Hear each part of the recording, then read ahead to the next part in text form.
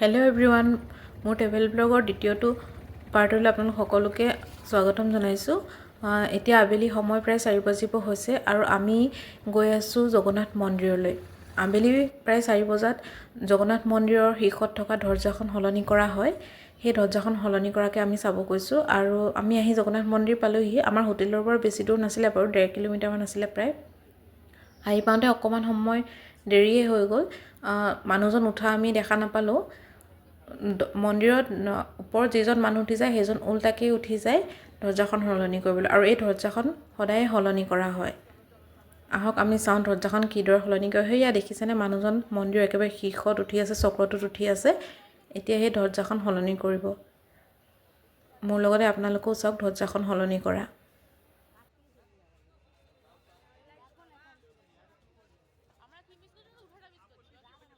আৰু এই দৰ্জাখন সদায় সলনি কৰা হয়।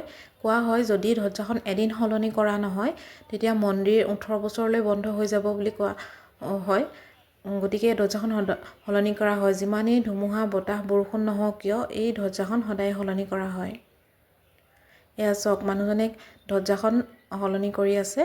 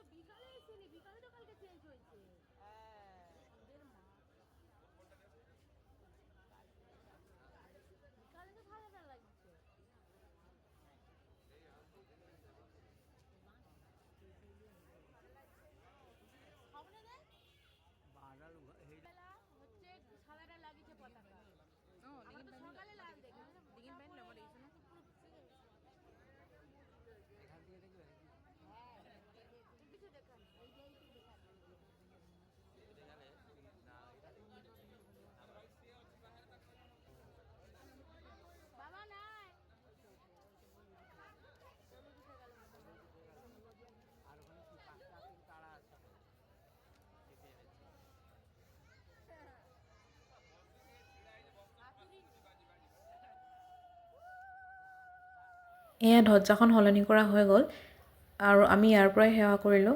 আজি মন্দিৰৰ ভিতৰত দৰ্শন নকৰোঁ। অহাকালি ৰাতিপুৱা আমি 5 বজাত মন্দিৰলৈ আহিম।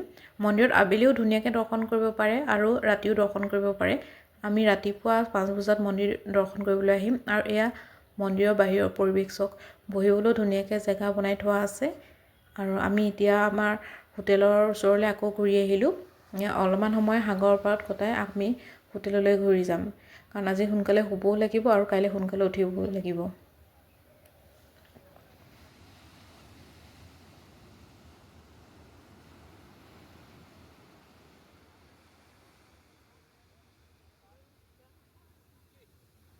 সাগৰৰ পাৰৰ পৰা আমি আমাৰ হোটেললৈ আহিলোঁ। আহি পেলাই ৰুমত সোমাই আমি আমাৰ হোটেলৰ ওপৰত থকা ৰেষ্ট্ৰ' কেফে যিখন আছে সেইখনৰ ওপৰলৈ আহিলোঁ অকণমান চাওঁগৈ বুলি। এয়া চাওক, তাৰ পৰা ভিউটো কিমান ধুনীয়া সাগৰৰ। এখন কেফেখন বহুত ধুনীয়া। অকণ সময় কেফেখনত বহিলোঁ আৰু আমি দুজনে কফি একাপ খালোঁ। এয়া কেফেখনৰ পৰিৱেশ। কেফেখন 5th ফ্ল'ৰত আছিলে বাৰু। তাৰ পৰা সাগৰৰ ভিউটো বহুত ধুনীয়াকৈ ল'ব পাৰি।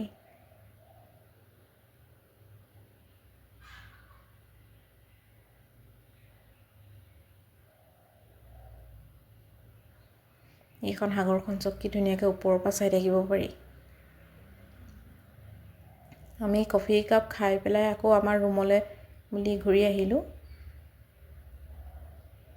আৰু আজিলৈ ব্লগটো ইমানেই। নেক্সট পাৰ্ট আহি আছে, আমি মন্দিৰ দৰ্শন কৰিবলৈ যোৱা।